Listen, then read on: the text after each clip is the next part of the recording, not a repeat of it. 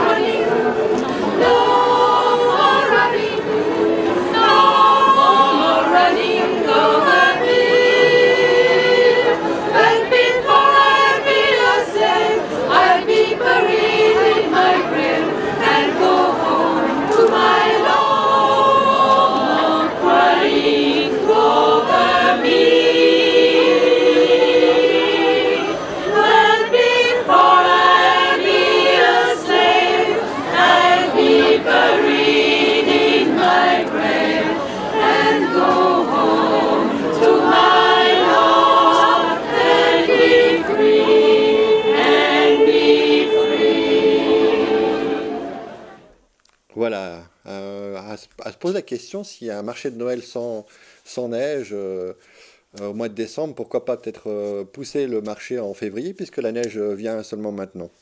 Donc, euh, une piste de réflexion.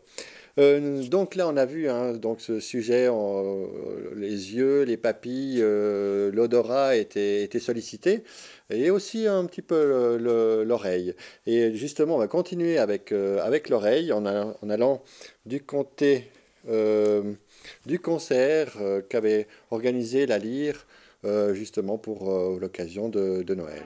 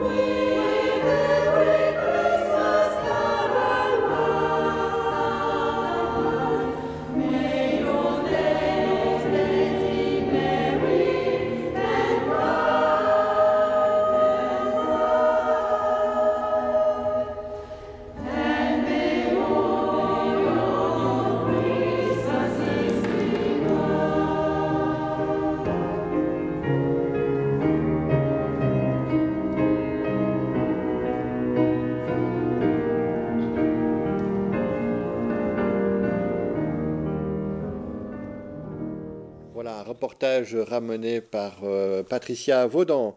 Nous restons à l'église et nous restons avec le chant, puisque effectivement, nous allons maintenant enchaîner avec l'Avenir qui faisait son traditionnel concert de Noël et accompagné cette fois-ci du chœur mixte.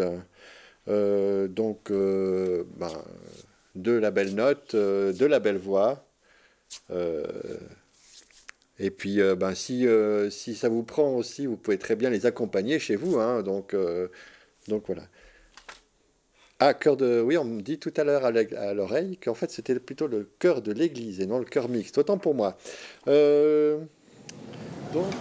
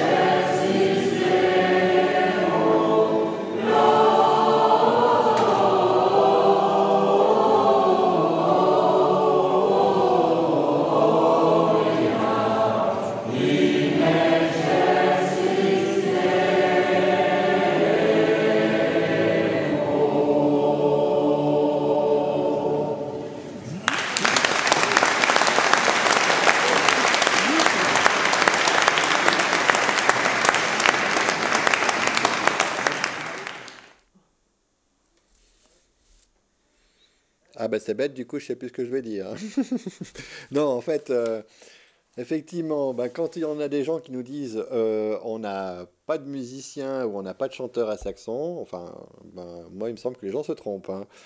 Donc ben, maintenant on a vu ce que donnait l'avenir, mais pourquoi pas aller voir du côté du corps de musique, puisque eux aussi avaient profité de l'occasion de Noël pour aller jouer de leur instrument du côté de l'EMS. Donc, eh ben, allons-y. Un reportage de Louis Arnold.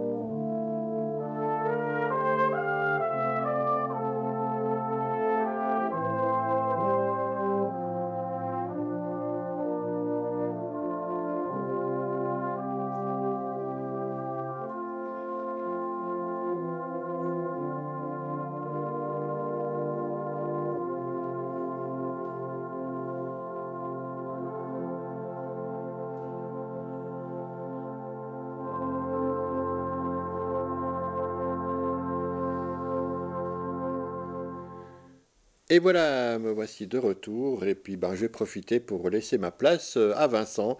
Vincent qui va justement nous parler d'intégration avec ses invités, donc notamment Sébastien Renner et Erendira Foglia. Donc tout ce que vous vouliez savoir sur l'intégration à Saxon, eh ben, c'est maintenant en compagnie de Vincent. À tout de suite. Mesdames, Messieurs, bonsoir. Bienvenue sur ce plateau de Télé Saxon. J'ai le plaisir d'accueillir avec moi ce soir En première partie, Monsieur Sébastien Ronnière, conseiller communal, ainsi que Madame Indira Foglia, qui fera la deuxième partie, tout ça pour l'intégration sur la commune de Saxon. Sébastien, bonsoir. Bonsoir Vincent, merci de m'accueillir ce soir pour cette émission avec le thème d'intégration. Donc ce soir, c'est le thème de l'intégration. Mais moi, j'ai la première question qui me vient là. Pourquoi le dicaster de l'intégration à un homme de droite et passionné d'armée? Bon, alors, c'est sympathique de relever. Je crois que c'est relativement simple. Pourquoi pas un homme de droite qui est bon organisateur? Puis je pense que l'essentiel, c'est de s'entourer des personnes compétentes.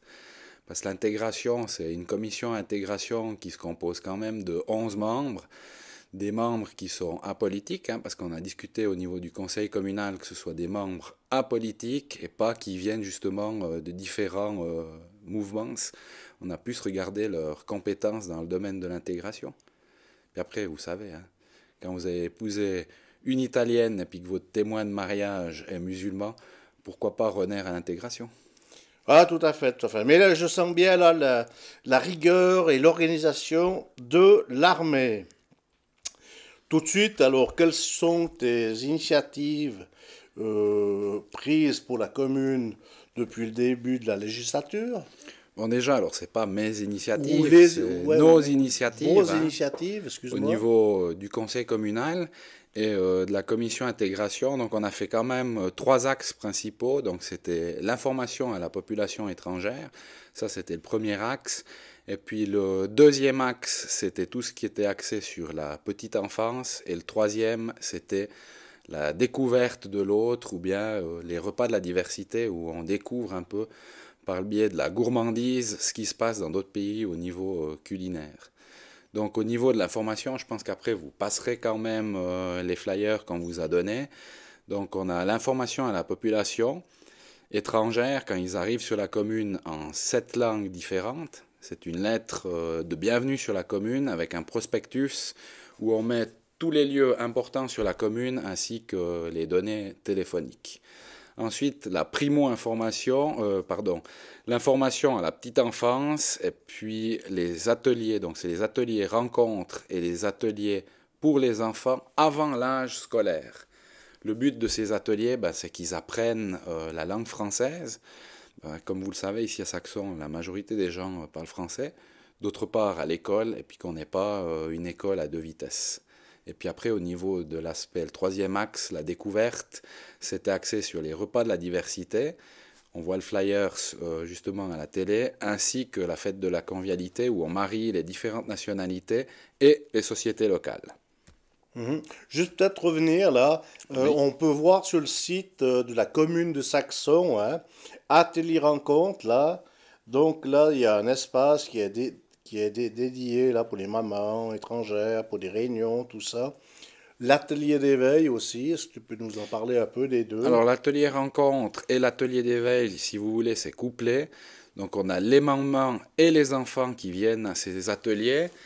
Les ateliers d'éveil sont gérés par une personne qui travaille à l'UAPE, qui vient tous les lundis de 14h à 16h pour justement apprendre la langue française avant l'entrée à l'école. Et puis les ateliers rencontres, c'est les mamans qui participent à ces ateliers et là c'est l'association culturelle qui s'occupe justement de l'apprentissage de la langue, la découverte de la commune et le partage.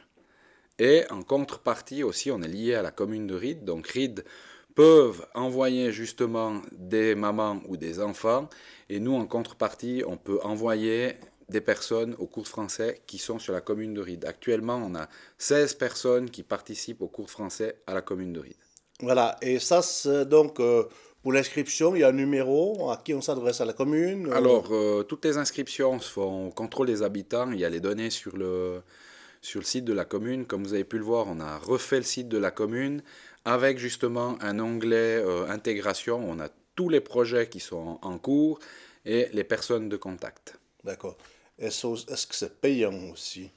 Alors, les ateliers d'éveil, c'est 5 francs par jour, y compris les ateliers rencontres. Voilà.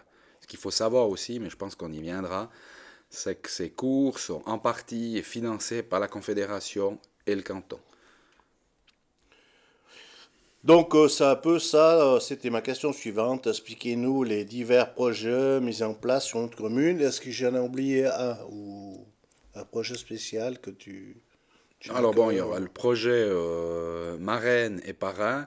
qu'on verra après. Exactement. Juste peut-être expliquer ce qu'est le plan d'intégration cantonale. Hein. Ça, c'était la question qui allait venir plus tard. D'accord. C'est pas grave, oui. Pas de Alors, souci. vas-y alors. Je te devance, ça me fait plaisir. Tu me devances alors.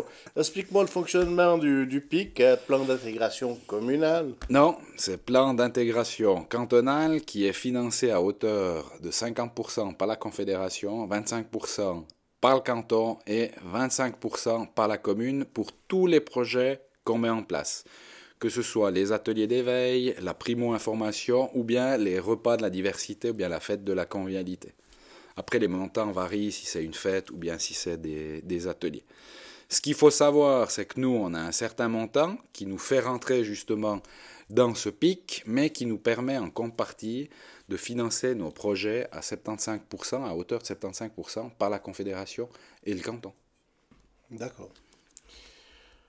Et puis là, j'ai une autre question, parce que tout le monde se pose, mais combien y a-t-il de nationalités sur notre commune? Je sais que c'est beaucoup, ça doit, d'après moi, dépasser les 50 ou les 40, mais je dirais plutôt les 50. Alors, de tête, on doit être à 65 nationalités différentes, et 33% de la population est étrangère à Saxon. Et puis pour la politique, combien de personnes ont le droit de vote à Saxon? Alors, si c'est 33% de personnes étrangères, pour le moment en Valais, malheureusement, ou heureusement pour certains, hein, Je sais pas. les étrangers ne peuvent pas voter. D'accord. J'ai répondu à ta question. Oui, c'était juste un petit pic. J'ai bien compris. Tu as bien compris. Les élections allaient bientôt arriver. Alors, merci Sébastien d'être venu. Merci à toi. C'est toujours un grand plaisir d'avoir un conseiller communal sur notre plateau. Merci, pour moi aussi, c'est toujours un grand plaisir de venir. Et à bientôt. À bientôt. Ciao. On continue cette interview avec Erendira Foglia pour la question du projet parrain-marraine. Voilà. Alors les parrains-marraines, c'est pour favoriser l'accueil des nouvelles familles, migrantes ou non, dans la société locale et établir des ponts entre les cultures. Est-ce que tu peux nous préciser un peu plus? Eh ben, en fait, les personnes intéressées, les personnes de Saxon intéressées à s'inscrire à la commune pour devenir parrain ou marraine, et ensuite les personnes qui viennent d'arriver ou que ça fait un moment qu'ils sont établis à Saxon mais qui n'ont pas de lien avec, avec les gens d'ici, avec les sociétés locales, qui connaissent rien, et c'est normal quand on arrive dans un nouvel endroit. Et en fait, c'est pour les aiguiller, les intégrer au mieux dans notre société, leur faire connaître des petits trucs, j'en sais rien, le Sentier des Adonis, où il y a l'association, il y a le ski club, où il y a plein de choses comme ça. Et puis en fait, on peut les intégrer à toutes ces choses-là. Donc, ça, c'est les nouvelles personnes qui arrivent, qui doivent en faire la demande. Oui, alors tous les papiers sont à la commune en fait. La commune maintenant, quand il y a les nouveaux arrivants, ils proposent qu'ils peuvent être parrainés par des parrains de Saxon. Mais maintenant, on recherche surtout des parrains. Voilà, et qui peut venir parrain et marraine? En fait, toute personne qui est intéressée par des cultures différentes, par donner un peu de son temps, et puis de donner, d'aiguiller des personnes sur place, et puis d'échanger aussi. Mais c'est surtout d'aider, en fait, parce que c'est une activité bénévole. Donc, en général, on estime que ça fait une réunion par mois avec, entre les deux, entre le parrain et le filleul. Et puis voilà, en fait. Et en fait, les parrains-marraines auront des cours sur soit toute une journée ou soit 2 ou 3 soirées qui sont offertes par la commune. Et puis en fait, c'est suivant les situations. Si par exemple c'est pour parrainer une famille migrante qui vient d'arriver, il y a quand même des petites notions sur oui, on peut pas parler ou suivant ce qu'on... Enfin, il y a des personnes qui arrivent qui sont quand même... elles ont vécu des situations de guerre ou des situations difficiles, etc. Donc ça nous donne quelques clés pour pouvoir bien discuter avec ces personnes-là, en fait. Pas forcément faire des faux pas ou... voilà, être aidé, en D'avoir un fait. premier encadrement Oui, voilà. pour après mieux encadrer. Et les parrains-marraines, on peut devenir... C'est pas obligé d'être parrain-marraine. On peut être que un parrain ou qu'une marraine. Oui. Non, pas oui, obligé d'être non, c'est une personne seule c'est une qui peut personne s'occuper seule d'une famille ou d'une personne. Ça, c'est égal, quoi. Oh, une personne pour une personne pour une famille. Voilà. Voilà. Oui. Et puis en général, ben voilà, c'est une fois par mois une réunion. Et puis après, sur l'année, on fait un bilan de ce qui a apporté ce parrainage, comment se sent la personne qui a été parrainée, et puis voir un peu les bénéfices. Mais souvent, après, les histoires se font, les gens souvent deviennent des amis, en fin de compte. C'est assez enrichissant. C'est une nouvelle expérience. Ce projet a déjà été fait dans d'autres communes. Oui, Ben. exactement. Mais je pourrais pas dire comme ça de tête. Non, c'était juste savoir si le projet avait déjà été mis en place Ouais. ailleurs. Oui, alors il est déjà mis en place dans certaines communes. Parce que si c'est des petites communes ou des grandes communes, après, c'est pas tout à fait la même convivialité, la même... Moi, ce que je sais, c'est que quand on est arrivé à Saxon, les gens nous ont dit que Saxon, c'était une des communes les plus ouvertes. Parce qu'il y avait le casino de Saxon, qu'ils avaient l'habitude de voir des étrangers venir dans leur village, etc. Et puis c'est vrai, parce que nous, on arrive pas de bien loin du canton de Vaud, mais malgré tout. Et on a été super bien accueillis. Puis avec les enfants, bah, pour nous, c'était très facile, parce qu'on est tout de suite dans le mouvement. On se voit entre mamans, aux réunions de classe et tout. Puis en fait, les personnes qui arrivent ici puis qui n'ont pas d'enfants, bah, c'est plus difficile de s'intégrer, de savoir, je sais pas, ce qu'on peut faire, qu'il y a du volley, il y a le foot, il y a plein de choses. Et puis en fait, on peut pas, enfin, on le sait pas forcément. Et puis du coup, on s'intègre un peu moins et puis on reste un peu reclus dans son coin. Et puis ça, c'est dommage, quoi. Donc les parrains-marraines feraient ce lien-là, en fait, que moi j'ai eu avec l'école grâce aux enfants. Ouais.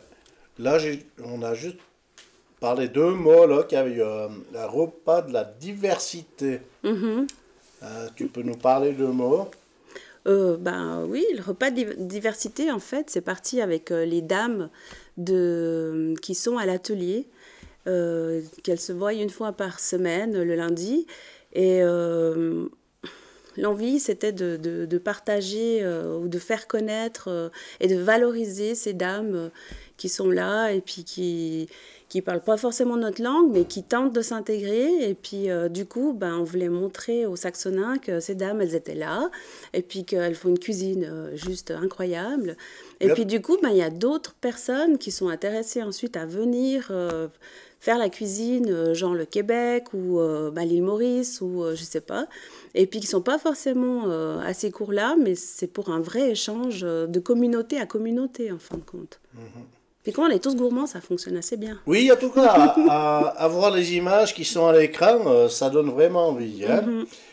Juste une autre petite question. Qu'apporte le parrainage aux parrains Ben, c'est un peu comme voyager sans partir de chez soi. C'est de rencontrer une culture différente, une région différente, des gens différents, et puis bah, c'est de grandir aussi un peu, c'est de s'ouvrir à des autres cultures. Donc c'est super enrichissant. Puis c'est riche parce qu'en fait, on peut le faire depuis Saxon et rencontrer, j'en sais rien, des gens ici. Il y a des gens de Mongolie, il y a des gens du Portugal, il y a des gens de plein de parties du monde, ou même des Vaudois comme nous. Et puis au final, il y a des liens qui se tissent et puis c'est enrichissant. Bon, je pense que les Vaudois, c'est peut-être les plus durs à intégrer. Non? Peut-être, non, je sais plaisante. pas.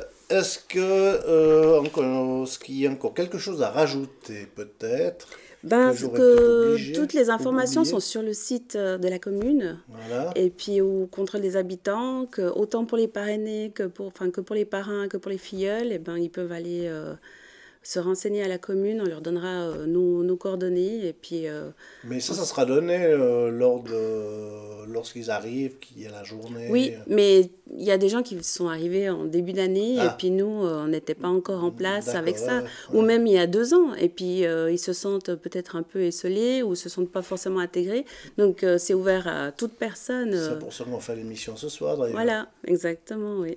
Comme ça va donner une meilleure visibilité pour ces parrains et marraines. Voilà. Alors, Erendira, je ne me suis pas trompé cette fois. Non, c'est juste, merci. Je m'excuse au début. Je te souhaite, enfin vous souhaite avec notre conseiller communal qui est déjà parti au travail, hein, donc il n'en loupe pas une, donc toujours au taquet. Alors, merci beaucoup d'être venu à Télé-Saxon sur le plateau pour ce thème de l'intégration. Merci à vous et bonne soirée.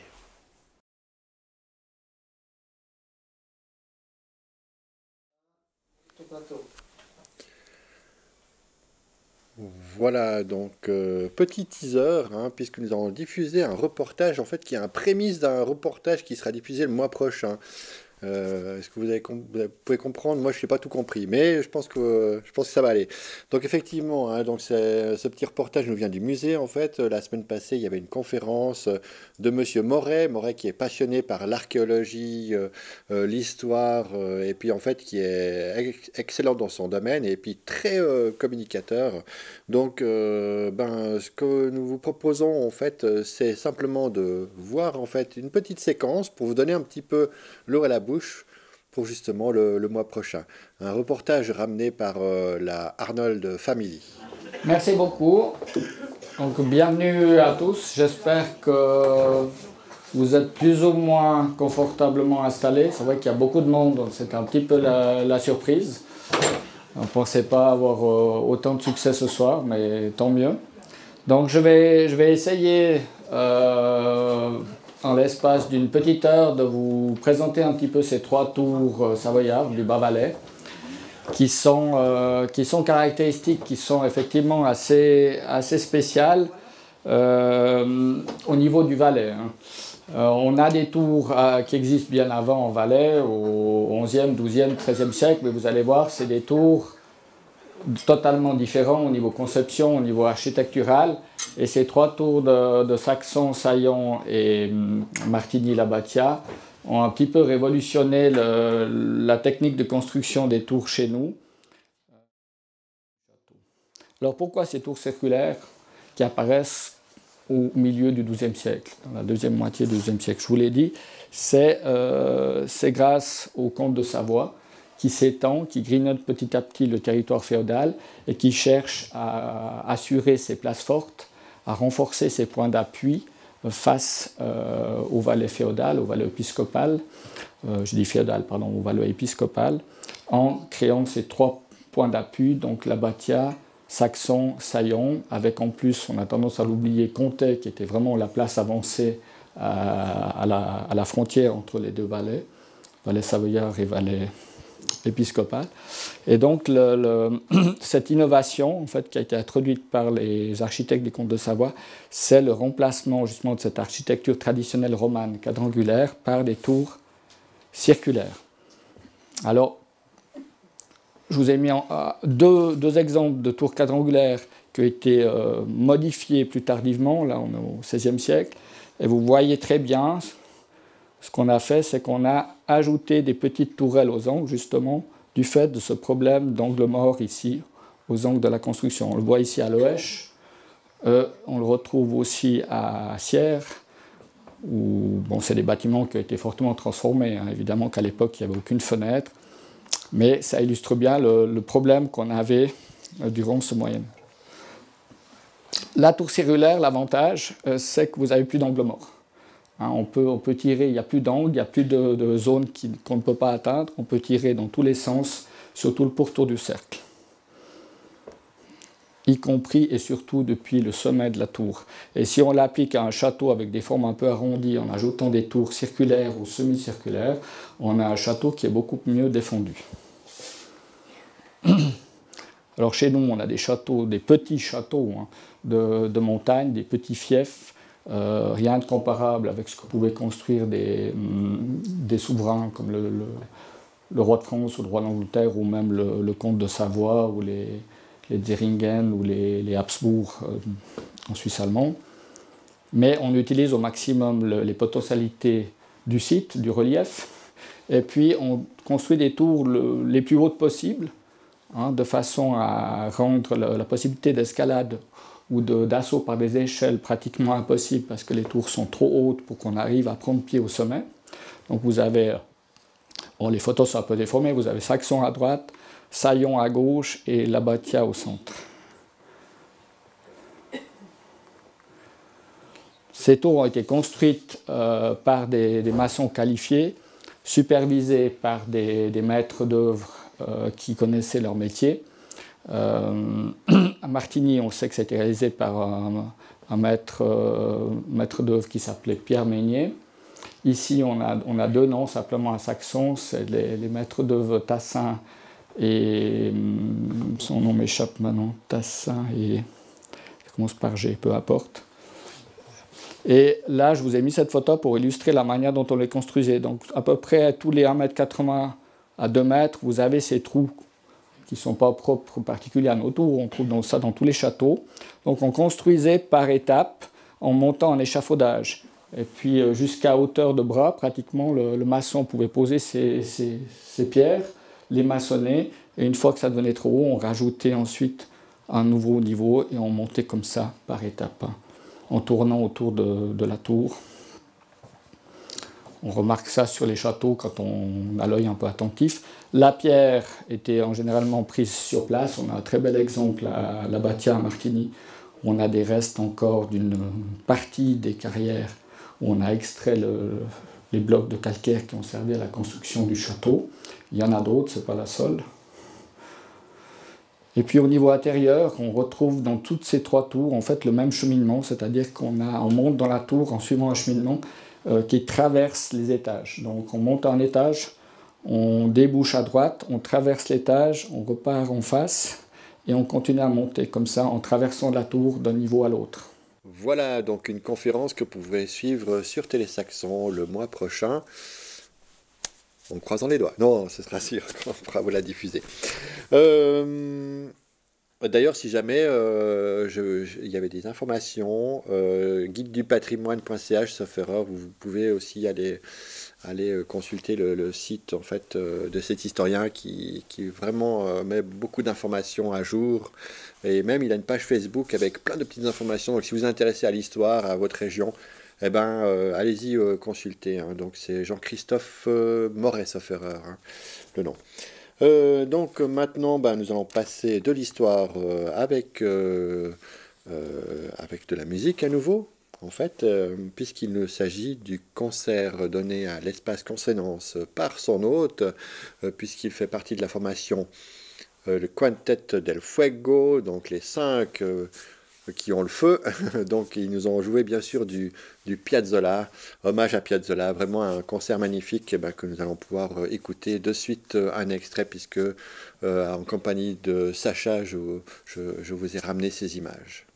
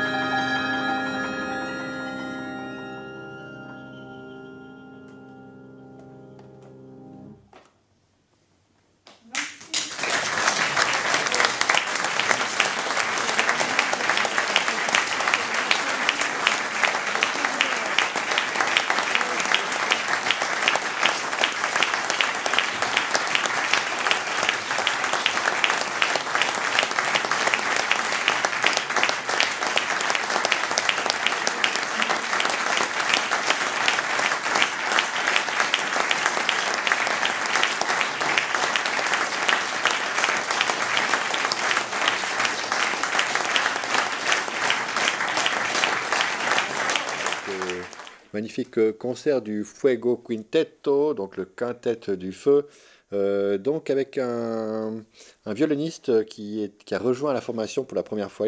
Il s'agissait en fait de Svetlin Rousseff. Magnifique interprétation.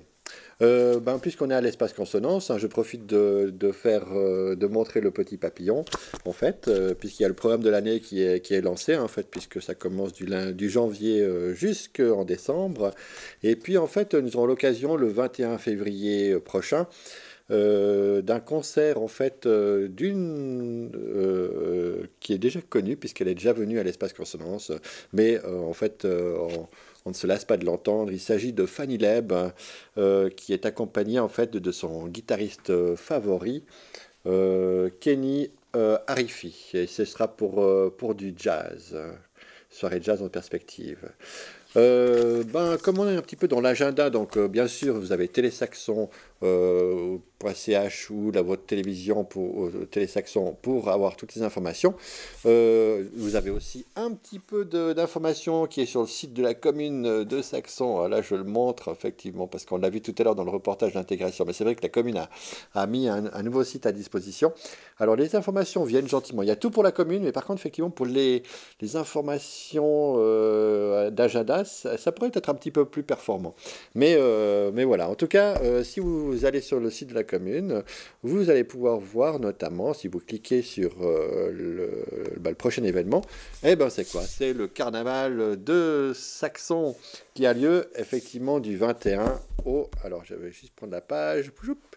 Parce que je fais le malin, genre je sais tout, mais en fait non, je ne sais rien. En fait, il s'agit du vendredi 21, en fait le même soir que l'espace consonance, et le samedi 22 février. Juste pour donner un petit peu les informations, donc je crois même que ça passe à l'écran, ce qui est très bien. Donc nous avons le vendredi à 15h30 le cortège des enfants. Dès 16h, la bataille de confettis en fait, et disco enfants sur la place du village. Bien sûr, les bars et les animations seront à gogo ce soir-là, avec la présence notamment pour l'animation de la Strabat. Et tout ça, ce sera jusqu'au bout de la nuit. Et puis, en fait, le lendemain matin, quand vous aurez bu de l'eau pour bien se remettre d'appoint, et il y aura la deuxième journée du carnaval avec dès 17h. Ah oui, on a le temps de dormir donc, et de récupérer. Donc de nouveau, des animations sur la place du village. Le 18h, le concours de déguisement et enfants et petite discothèque pour les enfants. Et à 22h, bien sûr, place aux grands. Dodo les petits. Et là, maintenant, c'est les adultes qui vont faire la foire jusqu'au bout de la nuit. Alors, pour vous donner encore un petit envie de carnaval, pour ceux qui ne sont pas encore décidés, on va peut-être revenir un petit peu en arrière pour la séquence rétrospective. Alors, chaque fois, j'oublie de prendre la feuille que papa m'a préparée, mais il s'agit sauf erreur du carnaval de 1999. Voilà, c'était un carnaval, comment est-ce qu'on s'amusait d'antan. Des images ramenées par Giorgio. Et puis en fait, je profite de terminer notre émission là-dessus, et nous vous donnons bien sûr rendez-vous au mois prochain, au mois de mars, pour une nouvelle émission de Télésaxon. Et maintenant, Carnaval.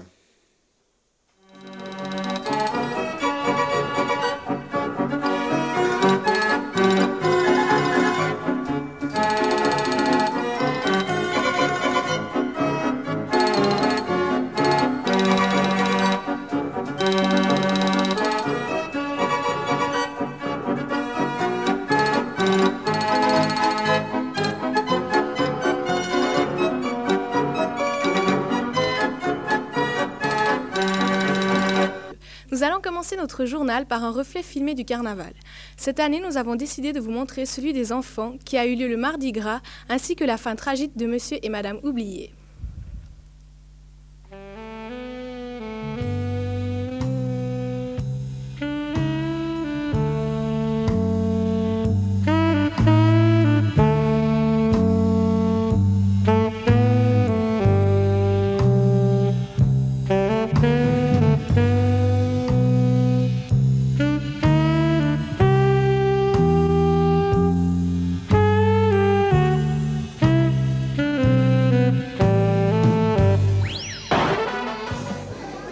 Voilà, dans les numéros 1. Alors venez juste me voir.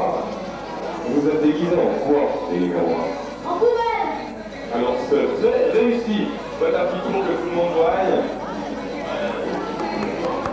Voilà. De charmantes poubelles. Voilà. Alors je vais descendre en bas, je vais vite comme ça, on va aller chercher des petits pailles de chocolat. Pour tout le monde. Voilà. Super. Mon petit numéro 2. Alors vous êtes déguisé en quoi? Une trace, c'est une coccinelle. Et puis en une coccinelle timide. Pardon, je vais numéro à tout le monde, le numéro 6. Bonjour tout le monde. Bonjour. Voilà, bravo. On va faire un tour. Voilà, le numéro 7 qui va me donner la main. On a peur de rien. Bonjour tout le monde. Bonjour.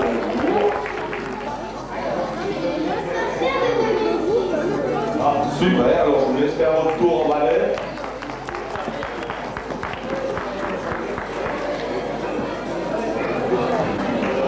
Voilà, super, les sorcières, numéro 13. Et où le loup? Il a la maison. Alors ça va, tu peux y aller tranquille. Alors, vas-y seulement, viens avec moi. Voilà. Bonjour à tout le monde. Voilà, bravo. Viens avec moi, on va faire la danse des Indiens. Bravo.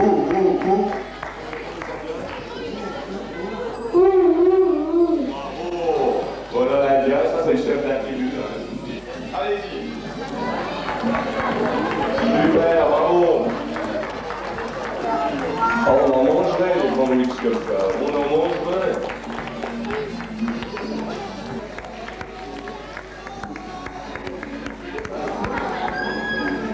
Voilà, un petit coup de pute, type de fakir. Bravo le fakir. C'est ça, ça me dit quelque chose ce déguisement, c'est quoi? Alors, vas-y Joker, un tour, un Joker publicitaire. Voilà. Super Joker qui salue à tout le monde. Bravo les filles.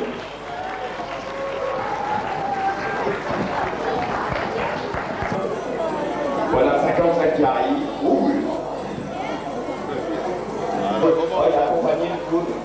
Tu veux venir avec moi? Pas trop chaud, moi. Voilà. Attendez, ça va marcher. Dans le clown.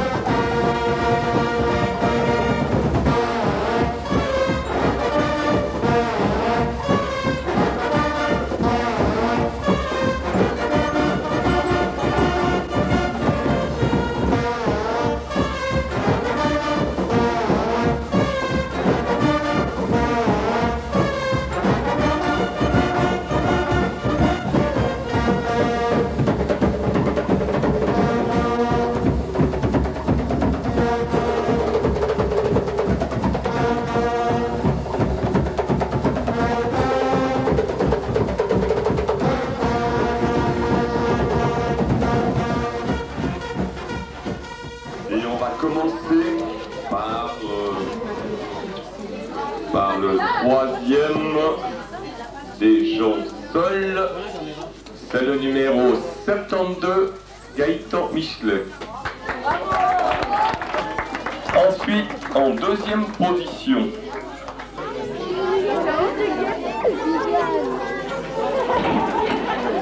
alors voilà le petit dragon qui arrive.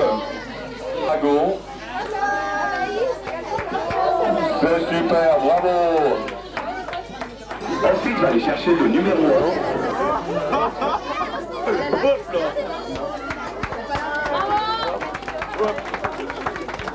Alors dans les groupes, en troisième, nous avons le numéro 33. Ensuite, le numéro 2. Voilà, ah, le Et au premier, le numéro 61. Alors voilà, maintenant je vais inviter tout le monde à rester un peu ici, on va mettre la musique. Et puis je vais aller chercher des confettis pour ces enfants et je vais en distribuer à tout le monde tout à l'heure, juste là dehors. Elle avait une belle perruque blanche avec des anglais. Mesdames et messieurs, c'est avec beaucoup de plaisir que je me trouve ici en haut. 2 mots pour vous expliquer pourquoi je suis là. C'est tout simplement parce qu'on nous a dit qu'on oubliait des tas de choses dans le journal des carnavals. Alors, on ne savait pas comment faire, on a décidé que pour avoir bon chaud, nous allions nous asseoir. Non, pas. Non, on va rester debout. Nous allons rester debout autour d'un feu. Et il faut ici remercier les pompiers, l'amicale des pompiers surtout, qui se sont donnés corps et âme pendant quelques jours afin de nous modeler Monsieur et Madame Oublié.